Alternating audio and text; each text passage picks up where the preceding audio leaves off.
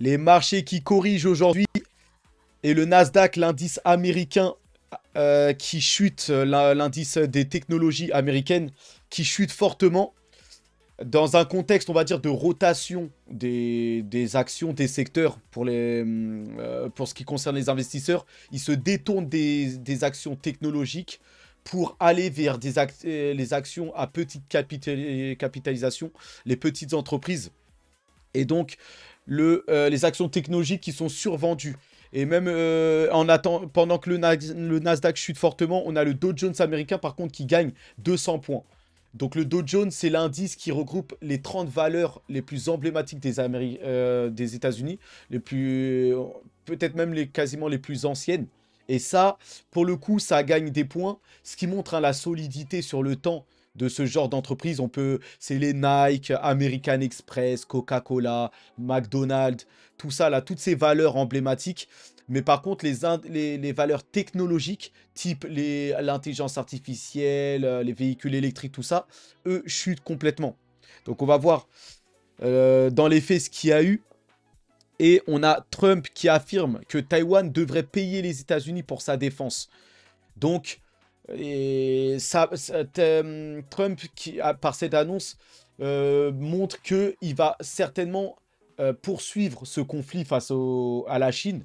Parce que c'est un secteur. Enfin, la Taïwan, c'est un marché qui peut représenter plusieurs milliards, hein. C'est une île que la Chine considère comme étant sa propriété. Mais c'est une île qui est très en avance. Ou c'est un pays, ou indépendant ou non, mais qui est très en avance, hein, dans la fabrication des puces semi-conducteurs qui servent pour l'intelligence artificielle, mais aussi demain pour les véhicules autonomes et pour tout le reste, hein, les écrans, la robotique. Voilà, le futur demain, c'est les semi-conducteurs, les puces. C'est ça qui a fait exploser l'intelligence artificielle, tout ça. Et donc, ça a mis un coup de pression sur les marchés. Déjà sur TSMC, qui a fortement chuté. Donc Taiwan Semiconductor Factoring et tout ça. L'entreprise taïwanaise. Et aussi une pression sur les autres actions liées à l'IA. On va voir ça juste après. Mais c'est ça qui a entraîné aujourd'hui le Nasdaq à corriger de plus de 2% sur les marchés. Et donc voilà, les actions mondiales des puces électroniques de Nvidia à ASML, hein, de toutes ces entreprises en passant par Nvidia et ASML, chutent en raison de la géopolitique et des commentaires de Trump. Donc les commentaires de Trump ont mis un coup de pression sur l'industrie des semi-conducteurs. Donc ça a fait chuter les actions technologiques. Ici, le Nasdaq a corrigé de plus de 2%. Voilà, c'est réalisé sa pire journée depuis janvier 2023. Pas janvier 2024, hein, janvier 2023. Dites-vous, ça fait 1 an et demi que le Nasdaq n'avait pas connu une aussi mauvaise journée. Donc, fallait bien qu'à un moment ou l'autre, ça corrige. Donc, voilà, les pressions, les commentaires de Trump. Mais il n'y a pas que ça. En fait, l'une des raisons principales qui a fait chuter aussi les semi-conducteurs, c'est que Joe Biden, qui envisage d'interdire à la Chine l'accès aux puces Nvidia et d'éteindre les restrictions à d'autres pays.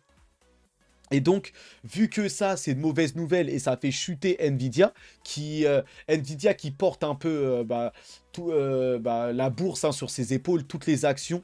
C'est Nvidia, hein, qui a permis à la bourse américaine, voilà, aux actions de monter. Parce que Nvidia est le leader dans l'intelligence artificielle. Et là, cette nouvelle a plombé et a fait chuter Nvidia de plus de 6% aujourd'hui. Et Nvidia, c'est ma plus grosse valeur, hein. Ça veut dire que mon portefeuille, aujourd'hui, j'ai vu plusieurs centaines d'euros, en fait, fondre dans mon portefeuille. Et, euh, et en fait, voilà, ça fait que Nvidia, qui incarne un peu la solidité de la bourse, et Nvidia, comme Nvidia a chuté, ça a entraîné le reste des marchés à la baisse, ou là, en tout cas le reste des actions liées à l'IA. En passant par TSMC, ASML, Micron, ARM, tout ça, tout a chuté par rapport aux restrictions que l'administration Biden a mis en place. Et donc là, on voit bien que les deux présidents, que ce soit Trump ou Biden, veulent empêcher la Chine d'accéder à la technologie des semi-conducteurs et tout ça. Et là, voilà, ils veulent bloquer Nvidia. Et donc Nvidia, regardez, qui chute Ici, il y avait moins 5%, mais ça a fini à même moins 6%. Terrible chute, hein. Pour une action, perdre 6%. Pour les cryptos, ça, 6%, voilà, c'est quotidien dans une journée. Pour une crypto, le cours. Mais là, pour une action, et en plus, comme Nvidia, qui perd 5% ou 6%, regardez, on parle d'une perte de 170 milliards de capitalisation rien qu'aujourd'hui. C'est colossal. Sur les 5 derniers jours, le cours d'NVIDIA abandonne 12% et entraîne tout le secteur des semi-conducteurs avec lui. Donc déjà, à la base, Nvidia chutait déjà, même avant l'annonce là de Biden aujourd'hui ou de Trump, Nvidia était déjà en train de chuter dans un contexte de déjà d'une forte montée et les investisseurs qui commençaient à faire une rotation vers des plus petites capitalisations en anticipant que les taux d'intérêt allaient baisser. Ça allait favoriser et aider les petites entreprises à se relancer. Donc, ces investisseurs avaient déjà décidé de prendre des bénéfices sur Nvidia qui est bien monté déjà pour aller vers les petites entreprises. Et là, encore un coup de massue sur Nvidia avec les restrictions, tout ça, et les commentaires de Trump et Biden qui font imploser l'action. Donc voilà, surtout que il se concentre hein, sur le blocage envers la Chine, parce que là on voit même Google et Microsoft proposent en catimini, hein, c'est-à-dire en cachette un peu, des puces Nvidia à des entreprises chinoises, selon un rapport. Et là, bon, c'est par rapport au niveau du cloud, hein, par exemple en ligne, c'est surtout en ligne qu'ils proposent d'accéder aux serveurs et d'accéder au GPU H100 de Nvidia. Mais donc c'est un peu, ça se passe un peu virtuellement, mais le fait est que voilà, Google et Microsoft essayent de faire du chiffre d'affaires dans le dos des Américains, un peu, enfin voilà, en cachette des restrictions et alimentent la Chine. Et là, le gouvernement américain est en train de serrer la vis, et ça peut faire mal à Nvidia en termes de bénéfices, tout ça. Mais par contre, bien sûr, pas de panique concernant l'intelligence artificielle, tout ça. Il y a beaucoup de bruit et ça, c'est de la volatilité. Voilà, c'est aujourd'hui, oui, ça baisse. Dans la semaine, ça a baissé. Mais de manière générale, il n'y a pas d'inquiétude à avoir sur l'IA. Il y a de la volatilité sur les marchés, c'est normal. Mais là, par exemple, ASML ici prouve que la demande des puces IA stimule les achats de ces outils de semi-conducteurs et tout ça. Donc ASML, c'est un peu, on va dire, c'est aussi des fabricants de puces. Et c'est une compagnie à base néerlandaise, je pense. Mais voilà, il montre que la demande est forte, en tout cas pour l'intelligence artificielle. Et si la demande est forte, il y aura des ventes et derrière des bénéfices et derrière les cours des actions qui vont repartir à la hausse, hein. Nvidia, ARM, ASML, Taiwan Semiconductor TSMC, tout ça, ça va repartir à la hausse. C'est juste une question de temps. Là, ça se passe pas trop bien, il y a une rotation, les investisseurs se détournent un peu, mais ça va revenir. Moi, en tout cas, aucune panique. C'est vrai que mon portefeuille là a fortement baissé aujourd'hui, mais c'est rien. J'ai même pas calculé, je regarde même pas. Je sais que c'était rouge saignant aujourd'hui, mais voilà, j'avais la tête ailleurs, c'est pas ce qui m'inquiète. Moi, j'investis sur le long terme. Et c'est la meilleure stratégie à avoir. Une stratégie qui vise les intérêts composés. Le seul moyen d'obtenir la richesse par l'investissement. Et pas d'autre. C'est pas par le trading ou en visant de tout sur les mêmes coins ou les trucs comme ça. On peut avoir une petite chance et faire un x3, x10, x50. Mais à long terme, c'est pas ce qui va aider à créer une réelle fortune, on va dire. Donc voilà par rapport à ça. Maintenant, concernant Trump, on va encore revenir sur cette affaire d'attentat. Et je vais pas le couvrir énormément longtemps. On va passer après, peut-être c'est la dernière fois hein, que je couvre à peu près cette affaire. Je veux pas que ça saoule, mais quand même, on va apporter des détails parce que c'est des choses qui sont pas montrées dans les médias mainstream, c'est des choses qui sont cachées. Et il faut avoir, voilà, j'aime partager les choses qui ne sont pas montrées ou que l'on ne trouve pas comme ça aussi facilement. Des informations qu'on ne trouve pas aussi facilement. Et donc là, qu'est-ce qu'elle dit cette image? On voit bien que dans la lunette du viseur, du tireur, de l'assassin qui voulait assassiner Trump, on voit bien qu'il avait bien le visage entier de Trump dans le viseur. Et c'est parce que Trump, ici, a détourné sa tête pour regarder l'écran par rapport aux chiffres de l'immigration, tout ça, que au dernier moment, bim, il a tourné la tête et là, c'est à ce moment-là qu'il a tiré. Il a pas, en fait, il a tiré, il a enclenché et au moment où Trump a tourné la tête, et c'est ce qui a sauvé la vie à Trump, voilà, c'est vraiment pas passé loin. Et voilà, c'était de justesse. Trump, en fait, un mouvement de tête lui a sauvé la vie et va même peut-être lui permettre d'être président des États-Unis. C'est fou, hein, ce que la vie... En fait, ça a des détails près, la vie. Et, il aurait pu être mort, là, l'autre jour. Et là, oui, l'histoire de l'Amérique aurait pu changer pour toujours. Et là, quoique, voilà, des assassinats de présidents, on en a l'habitude. Mais ça remonte il y a longtemps. Mais là, non seulement il a envie, encore plus protégé que jamais. Et surtout, il va peut-être devenir président. Il y a de grandes chances. Donc, on va voir ça. Maintenant, dans les faits, et c'est ce qu'on évite de vous montrer quand on mène les recherches, on voit que les services secrets connaissent le tireur. En fait, 3 heures avant sa tentative d'assassinat, en fait, Thomas Crook, donc le jeune là à droite, l'assassin, Thomas Crook était sur le radar des services secrets après être entré dans le rassemblement où il y avait le discours de Trump en Pennsylvanie, avec un télémètre à 15 heures. Bien qu'il ait été surveillé, Crook a récupéré son fusil dans sa voiture et a ensuite été photographié en train d'éclairer depuis un toit. Les services secrets ont temporairement perdu sa trace avant la tentative d'assassinat. Donc on voit que les services secrets l'avaient en ligne de mire, enfin le connaissaient ou le surveillaient, mais ils ont tout d'un coup perdu sa trace. C'est ce qui est dit. Moi, en tout cas, on va regarder la suite là de ce que je vais vous montrer. Mais plus je lis et plus en tout cas moi je comprends que service secret était derrière aussi ou était de mèche pour cette tentative d'assassinat. Après, on peut sortir toujours le mot magique, théorie du complot, complotiste, tout ça. Mais moi, plus je lis et plus je me rends compte que des failles qui sont... voilà, quand on entend l'autre jour que la chef des services secrets qui dit que ils ont mis personne sur ce toit, ils n'ont pas surveillé ce toit, voilà, ils ont mis personne parce que le toit était un peu en pente et qu'on pouvait glisser. Franchement, c'est du n'importe quoi. Et là, en tout cas, là, on apprend aussi que le tireur, donc Thomas Crook, a pris un jour de congé ce jour-là. Il avait pris son jour de congé, et congé samedi de son travail, disant à son patron qu'il avait quelque chose à faire.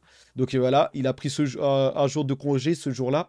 Vers 15 heures, donc Crook a été aperçu au contrôle de sécurité du rassemblement. Donc des témoins l'ont vu plus tard sur le toit du bâtiment Glass Research, observant des équipes de contre-tireurs. Donc voilà, il était visible, hein. Les enquêteurs ne savent pas si Crook avait prévu d'utiliser ensuite des choses pour s'enfuir, tout ça. Une perquisition à son domicile a révélé un autre gilet pare-balles, un autre engin explosif et une imprimante 3D. Donc il y avait des choses peut-être pour l'aider à soit à se cacher, soit voilà, à se défendre depuis son domicile. Ou peut-être que c'est des choses comme ça qu'il collectionnait. Mais qu'est-ce qu'on apprend ici? Voilà, une nouvelle vidéo montre le tireur se promenant seul et regardant les toits de près de Trump. Enfin, regardant les toits, il regardait en fait les toits voilà, des usines, juste à côté de Trump, hein, pas très loin de Trump. Ici, dans la vidéo, vous le voyez au fond, il est là en train d'observer les toits, tout ça, en fait. Dans la vidéo. Vous voyez là, il regarde les toits. En fait, c'est juste avant que Trump tienne son meeting. En fait, il était déjà en train de préparer tout ça. Et complètement isolé. Et sûrement à la vue, hein, des services secrets. Mais voilà, probablement qu'ils l'ont loupé. Je ne sais pas comment ça se fait. Et regardez aussi, autre histoire. La police a alerté les services secrets avant le tir de Trump. 2 policiers ont téléphoné sur un canal tactique général pour alerter qu'un individu armé se trouvait sur le toit quelques instants avant que Trump ne soit abattu lors du rassemblement. Donc Trump a été abattu, c'est-à-dire qu'il a reçu des balles, mais il n'est pas mort.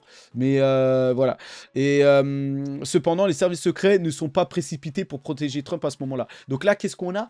2 policiers qui ont appelé, voilà, qui ont téléphoné pour dire qu'il y avait un individu sur le toit et les policiers, enfin les services secrets n'ont rien fait. Ils se sont même pas précipités. Et apparemment même, il y a des gens qui ont prévenu. Et en fait, les services secrets ou les policiers aux alentours faisaient mine de pas savoir, en fait. Donc tout ça montre que, en fait, il y a une passivité. Une sorte comme si une négligence très... en fait, on va dire, limite, c'était fait exprès, qui prouve que ça a été prémédité. Ou en tout cas, c'était pour, en fait, que l'acte se passe. Donc ensuite, voilà, un Crook a même pointé son fusil, forçant l'officier à tomber. Et les deux policiers sont ensuite arrivés par radio pour signaler la présence d'un individu armé. On ne sait pas combien de temps s'est écoulé entre Crook pointant son fusil et le premier coup de feu. Donc en tout cas, les policiers l'ont vu, même avec l'arme à la main, tout ça, ils ont alerté et, et voilà, les services secrets n'ont rien fait, tout ça. En tout cas, maintenant, qu'est-ce qu'on a? Une photo voilà, où le FBI, ici, nettoie la scène du crime.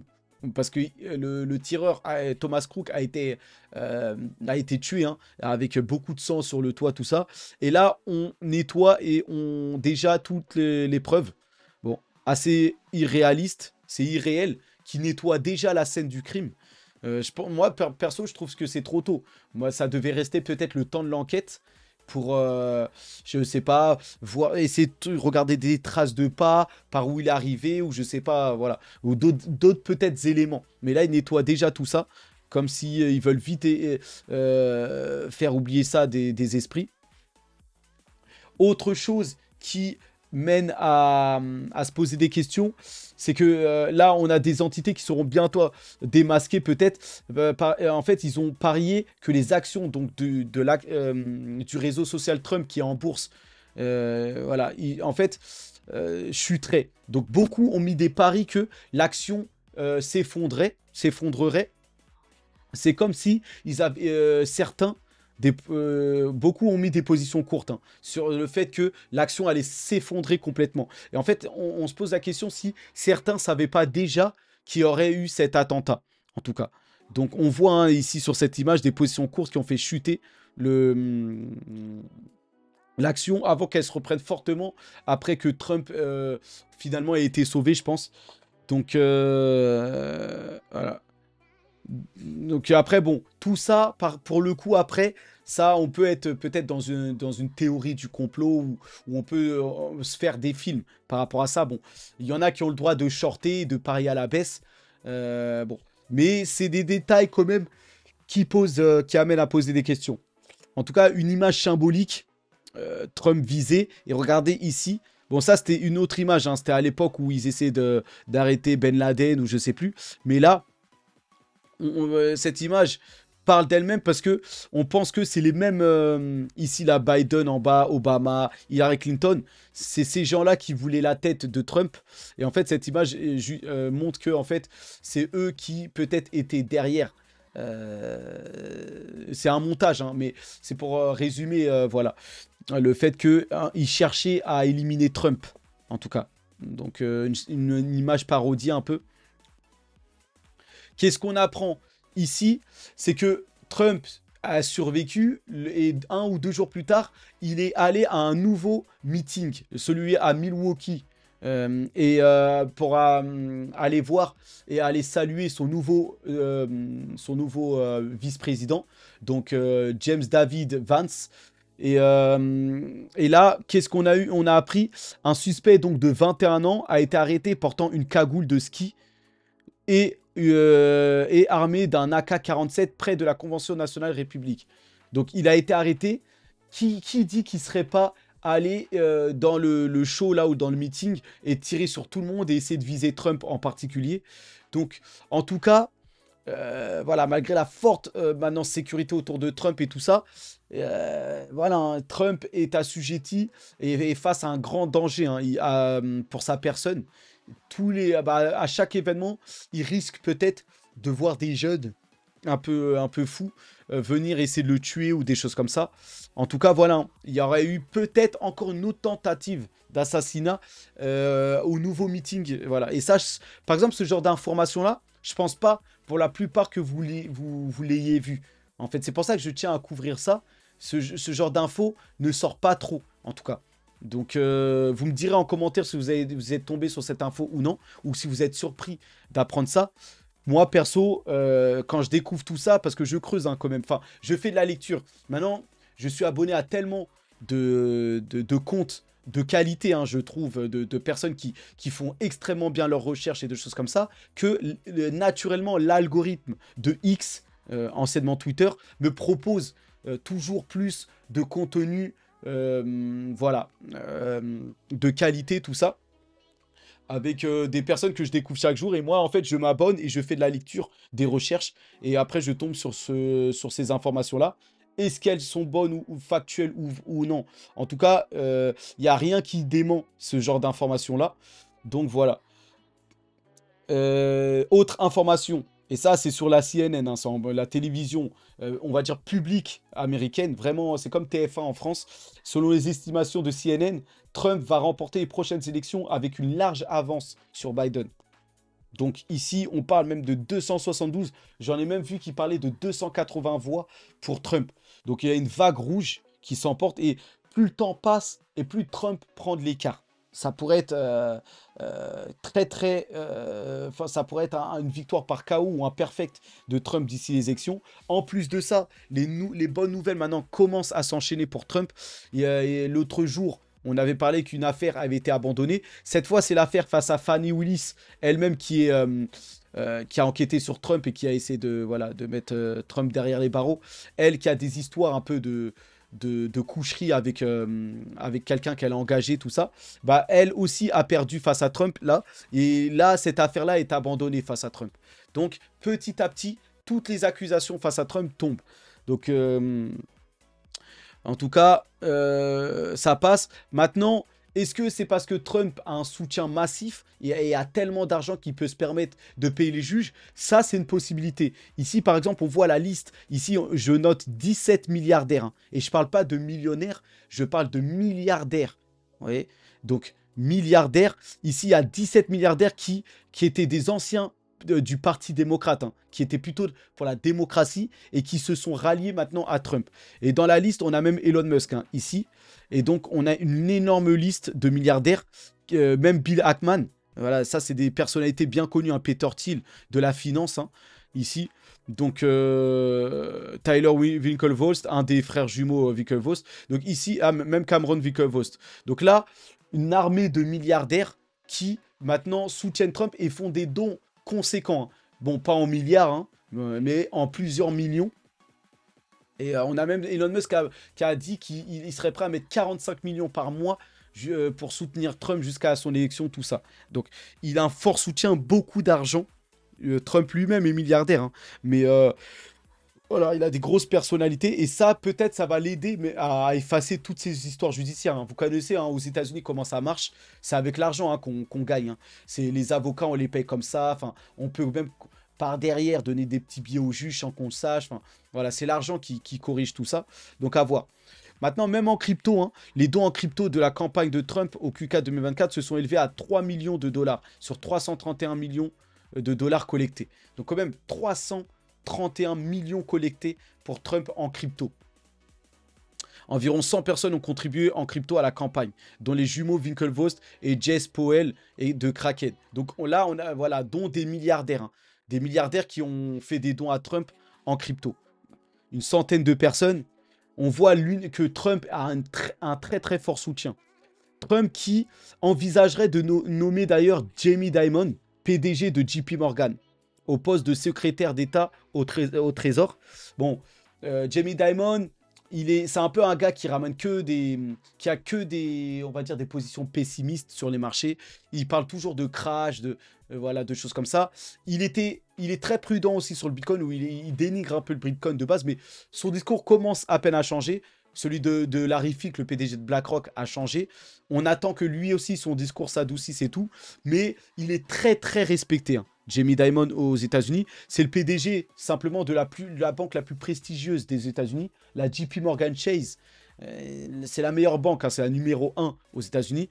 Et lui, c'est le PDG emblématique. Quand on pense à JP Morgan, on pense à Jamie Dimon. Lui, c'est un vétéran, c'est un mastodonte de la finance. Et là, Trump veut s'approprier ses talents pour gérer le poste de secrétaire d'État au Trésor. Il pense que JB Diamond a les qualités pour ça. Donc on verra ça.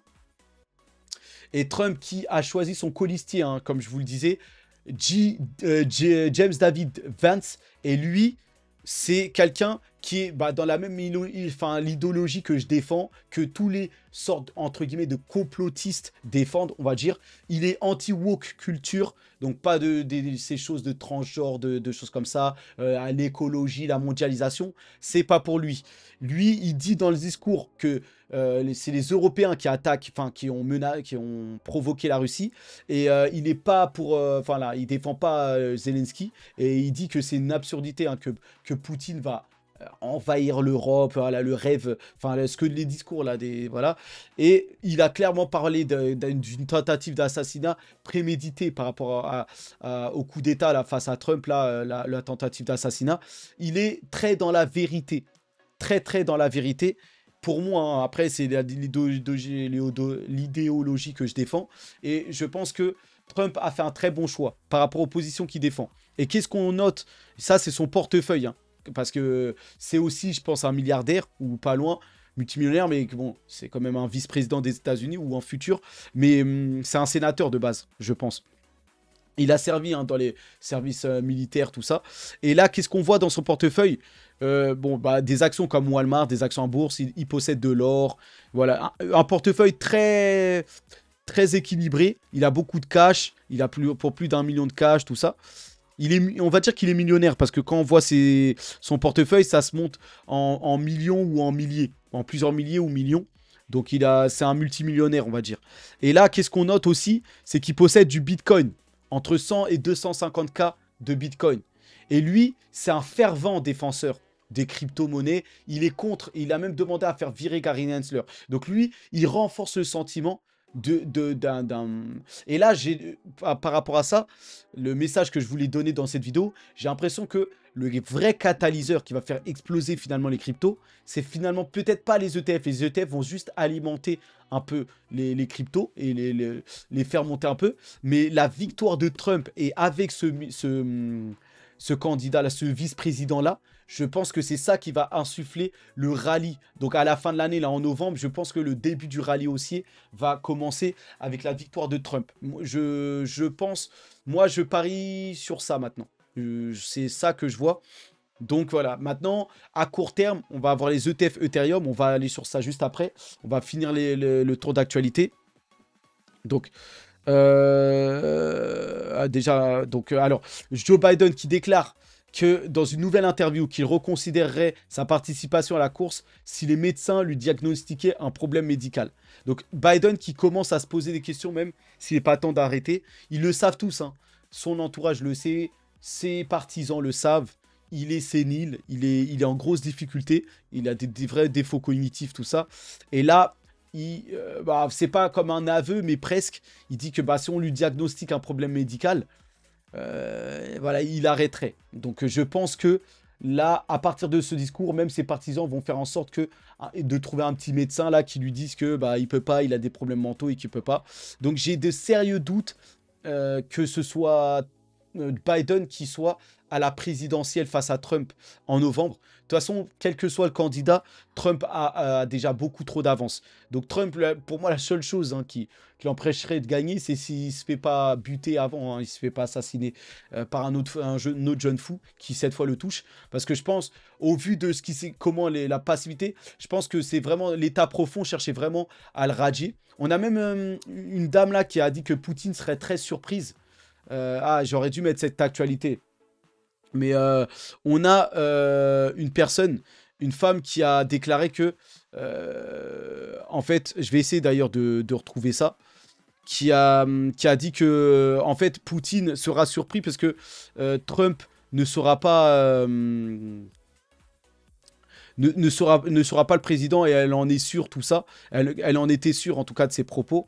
Maintenant, attendez, je vais chercher ça rapidement. Je sais plus si je vais retrouver l'info. Peut-être que ça date d'hier, alors attendez. J'avais l'image tout à l'heure, mais... Voilà, si je l'ai. Voilà, alors, attendez. Et voilà le travail. Et donc cette femme-là, donc avant la tentative d'assassinat de Trump, Victoria Nuland, et elle, c'est une personnalité, hein, je crois, aux États-Unis, déclarait: Je ne pense pas que Donald Trump deviendra président. Si c'est sur ce quoi Poutine parie, il va avoir une mauvaise surprise, je pense. Donc là, tout pousse à croire qu'ils étaient au courant, en fait, ou certaines têtes, en tout cas comme elle, étaient au courant. Peut-être que Trump, normalement, devait se faire, allait se faire, enfin, voilà, ils allaient effacer Trump, en tout cas, avec cette tentative d'assassinat. Bon, ça, après, c'est des avis de chacun. Là, peut-être que je suis complètement... Voilà, je veux, c'est pas, j'ai pas raison ou peut-être que mon avis, peut-être que je suis loin du compte, hein. Peut-être que là, je pars trop loin dans mes idées. J'en ai conscience, hein. Mais je donne moi juste je partage les infos, je donne mon avis. Vous me direz en commentaire, hein, ce que vous en pensez. Et le but c'est de vous écouter les informations, vous donner vos avis, on partage tout ça. Moi j'ai certains de mes avis. Ça je sais pas si ça peut paraître comme si elle savait, mais en tout cas y a des petits détails qui font croire ça. Voilà par rapport à ça. Cette actualité de livre sterling, bon, celle-là c'était juste de la lecture personnelle, mais on voit que la livre sterling se renforce en Europe, et donc c'est par rapport aux politiques, hein, qui est menée. Donc, et surtout, ici, l'inflation au Royaume-Uni reste stable à l'objectif de 2%. Donc le Royaume-Uni semble maîtriser maintenant la situation. Et il y a un nouveau gouvernement, un parti travailliste, tout ça.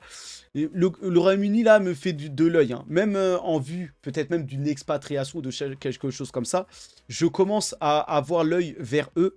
Donc j'aime bien la direction qu'ils prennent. Et sachant que la France prend une direction contraire, le Royaume-Uni m'intéresse de plus en plus. Donc on va voir ça. Et d'autres actualités. Ah, il y avait ça, mais bon, je voulais pas trop le couvrir. En fait, bon, c'est rapidement, hein, de plus en plus de parents qui refusent de donner leur smartphone à leurs enfants. Et ça, ce mouvement prend de l'ampleur à l'échelle mondiale. Tous les parents du monde essayent d'éviter ça. C'est une sorte soit de fléau, peut-être. Mes enfants, moi j'ai 15 neveux et nièces. Donc je sais ce que c'est. Souvent je les garde même à la maison, tout ça. C'est pour ça que là, vous me voyez des fois ne pas faire des vidéos. Moi j'essaie d'en faire quotidiennement. Mais des fois vous allez me voir absent plusieurs jours, une semaine, sans faire de vidéos, des choses comme ça. C'est parce que la majorité du temps, je suis en famille avec mes neveux et nièces. Ils sont beaucoup. Et là, certains ont 4, 3 ans, 2 ans. J'ai de tout âge, hein, de quasiment nourrisson jusqu'à 10 ans. Et ils sont vraiment, le téléphone, c'est voilà, c'est difficile de leur refuser. Oui, parce qu'ils font maintenant, ils font tout avec ça. C'est leur seul, le seul truc où ils arrivent à s'amuser réellement. Et donc, très compliqué de leur empêcher. Mais bon, à chaque parent de voir. Moi, j'ai pas d'enfant encore, mais si j'en avais, moi, je laisserais une grande liberté puisque c'est de leur génération. Après, peut-être qu'il faut peut-être serrer la vis, mais moi, perso, j'essaierai d'éviter qu'ils prennent du retard parce que le futur est numérique. Et en fait, le futur, c'est avec les lunettes de réalité augmentée, virtuelle. Enfin, il faut être à l'aise, en fait, avec tout ça. Bon, de toute façon, toute la nouvelle génération, surtout les jeunes et la génération X, vont être on va dire, familiers avec les écrans, les choses comme ça. Après, il faut faire attention, il ne faut pas trop leur laisser, oui, avec la vue qui peut se dégrader. Voilà, trop d'écran, c'est pas bon aussi. Mais voilà, quand je vois mes frères et sœurs qui limitent complètement, qui ne donnent jamais, bon, les temps ont changé, hein, ils sont, je sais pas. C'est une question qui mérite d'être posée, vous me direz. Donc je voulais pas trop couvrir ça parce que la vidéo est déjà très longue. Mais bon, en tout cas, on passe en Europe avant de passer sur les cryptos. Ursula von der Leyen, la Cour européenne l'a condamnée pour avoir caché les détails des contrats passés avec Pfizer. Donc voilà, il y a d'autres affaires ici. Le redéputé Christian Anderson prépare une résolution pour empêcher sa réélection. Donc voilà, elle a de sacrés problèmes, Ursula von der Leyen, et espérons, parce que c'est elle qui mène à la baguette la France et qui enfonce la France dans un cataclysme. Donc en tout cas, espérons qu'ils arrivent à avoir la tête de cette sorcière, Ursula von der Leyen. En attendant, en France, youpi, Anne Hidalgo a plongé dans la scène française. La scène, voilà, le courant, vous voyez, d'eau. Et alors que, bon, même dans son discours, elle laisse paraître que ça y est, ils ont atteint leurs objectifs. Mais n'empêche que la scène reste encore très sale. malgré ce qu'elle dit, c'est pas faisable. Mais elle a tenu sa promesse, elle a nagé dans l'eau, dans la Seine. Et donc voilà, mais je pense pas que ça suffira. Et pendant ce temps-là, on a Paris, hein, 44 000 grilles installées dans Paris pour sécuriser la cérémonie d'ouverture des JO.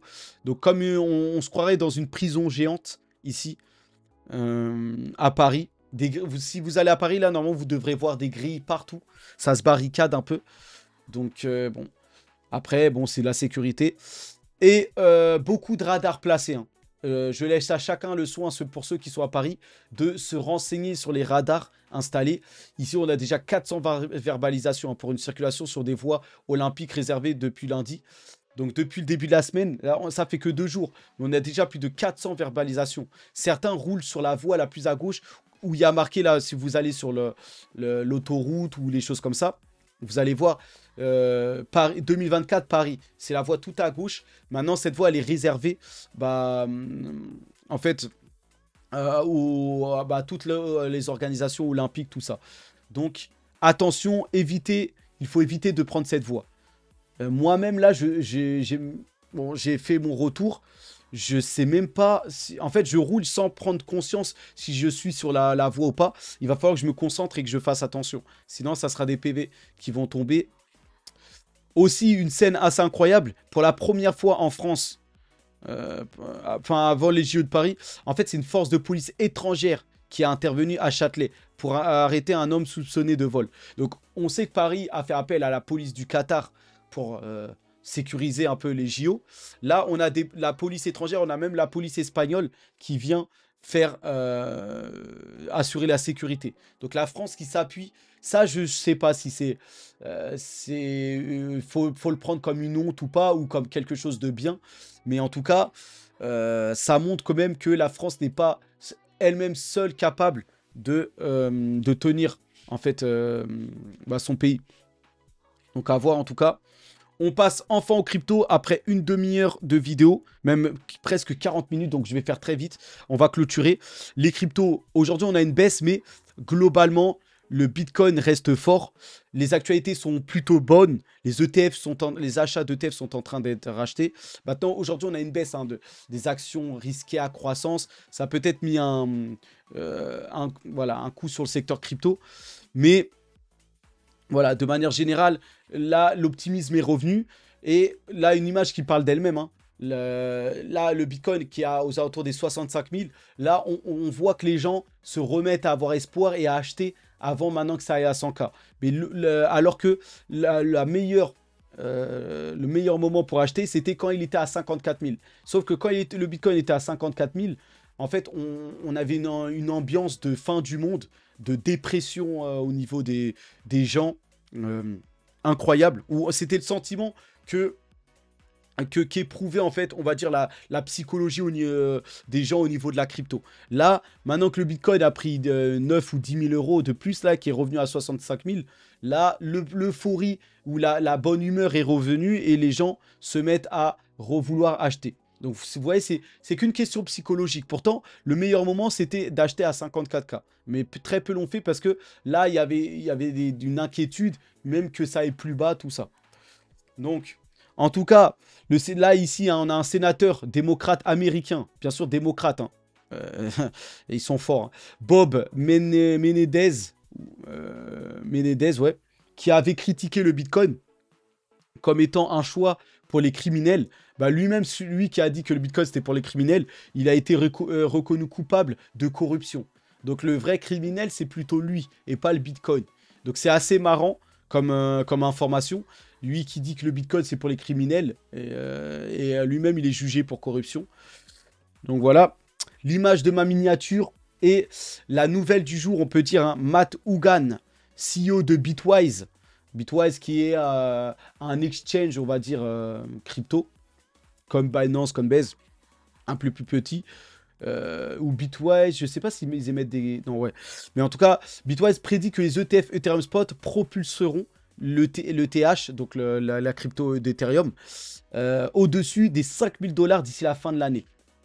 Donc, là, et c'est pas n'importe qui dit, hein. C'est le CEO de Bitwise. C'est un gars qui est dans l'univers crypto, qui connaît très bien et qui est très, très respecté aussi dans le milieu de la finance.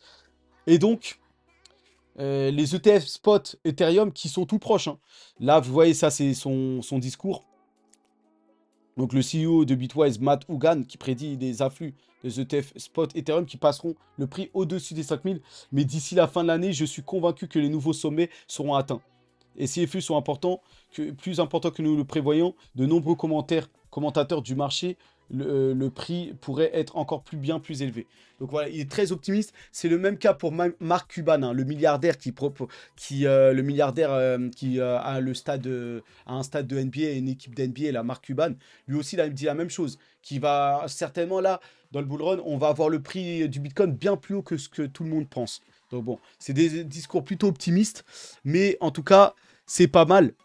Et donc, là, les ETF Bitcoin, les ETF Ethereum sont tout proches. Là, on annonce même maintenant le prix à laquelle, les frais, en fait, pour les ETF, pour l'achat de ces ETF.